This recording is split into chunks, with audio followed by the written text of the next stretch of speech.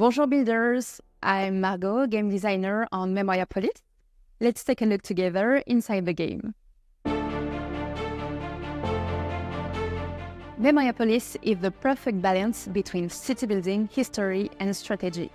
In this game, you are the leader of a dynasty that builds and controls his city through 4 ages, which are Antiquity, Middle Ages, Renaissance, and the Age of Enlightenment.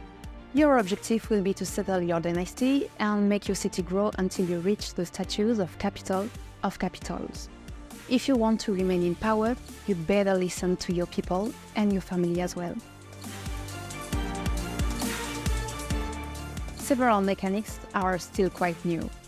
First, what sets the game apart is its system of organic growth based on the construction pattern of your imperial city, which really adds to a realistic game experience.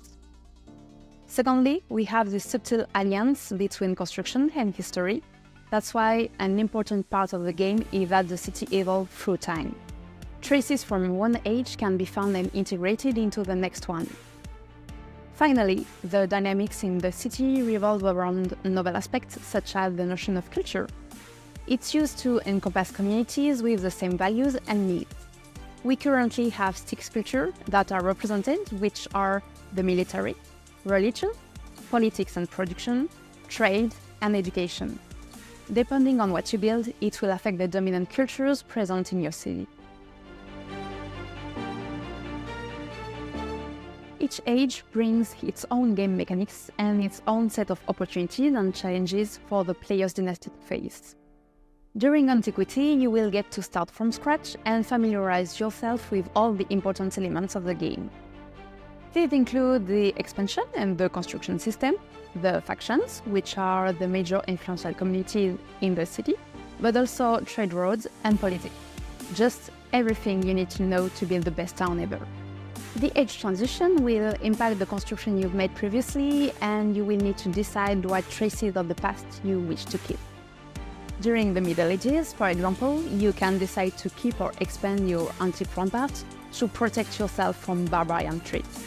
Anyway, remember, your choices also shape your town's future. Ignoring or influencing the fall of Constantinople comes with consequences. Of course, we took inspiration from both large-scale city builders and strategic games using an historical background. We also base our work on a lot of documents and representation of historical capitals. Players should have fun finding all the historical references in our work. They should also enjoy having the choices between following the rules of an historic city or creating their own path. Your city is a growing, living city. Your inhabitants will have needs and expectations. Of course, you will have to ensure that they have sufficient resources to survive. To do so, at the beginning of the game, you will have to rely on buildings such as farm, cutting camps, and quarries to ensure your pioneers' livelihood. At times, factions may request decisions from you, and you will then face the choices to comply or disregard their desire, each with its own risk.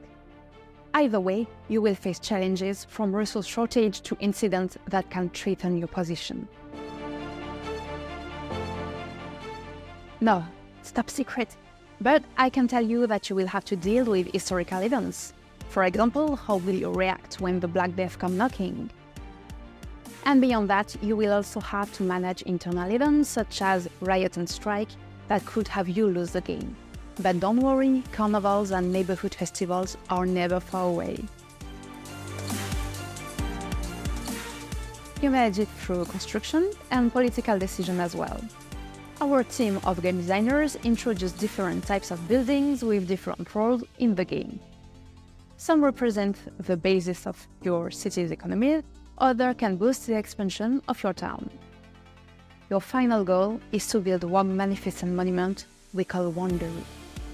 Wonders show off your wealth and power through the ages. For example, you can build Notre Dame de Paris, the Leaning Tower of Pisa, and the Windsor Castle. As for politics, you have administrative and political centers to interact with your population.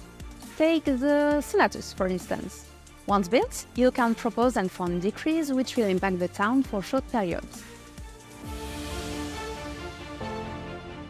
Citizens need a minimum level of what we call satisfactions to be happy. You have health, safety, belonging, esteem, and creativity. You can influence public satisfaction and its level by building the appropriate monuments. For example, during the Middle Ages, people will feel safer if you build a fortress. Depending on what you choose to do, bonuses and penalties of varying importance can be applied to your city, so always be aware. Thank you for your attention. That's it for today. You can already wishlist Memoriapolis on Steam and follow us on our socials. Stay tuned, cool things are coming. I can't wait to read your feedback. See you and à bientôt!